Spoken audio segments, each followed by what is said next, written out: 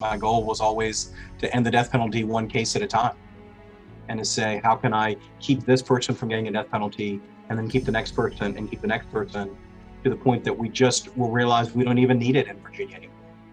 And I'd like to think that was part of what helped here. If Virginia was still real active, was sending people to death row, was executing people regularly, I don't think some of those politicians that Scott was trying to convince would have been as easily convinced. There's no Western industrialized countries that engage in capital punishment anymore, and we are an outlier in the world. And to me, that is not. I don't want my state or my country to be associated with that type of a practice. Where Virginia went from being one of the most active death penalty states and still the second in the number of people it's executed since the reinstatement of the death penalty in 1976 in the modern era, suddenly we only had 2 guys on our row. And we weren't putting new people on death row. People were not getting death sentences. The electric chair, that lethal injection table, they're going to be sitting in a museum.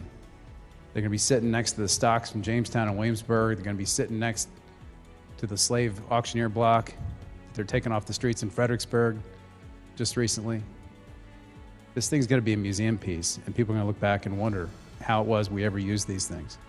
I actually was really impressed with how well Scott was able to make it happen this year. I thought it might take another year.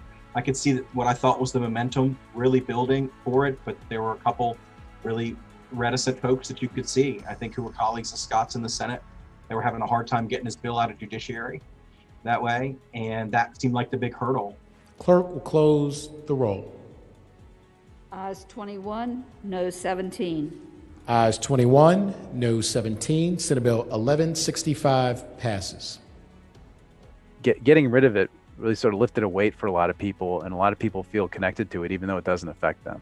And so I think that's why it's important. It says a lot about our society. It says a lot about our country and our Commonwealth, and the values that we hold dear, and sort of how we see the human race. And that's why I think so many people care about it as an issue, and why so many people will see it as being a big accomplishment.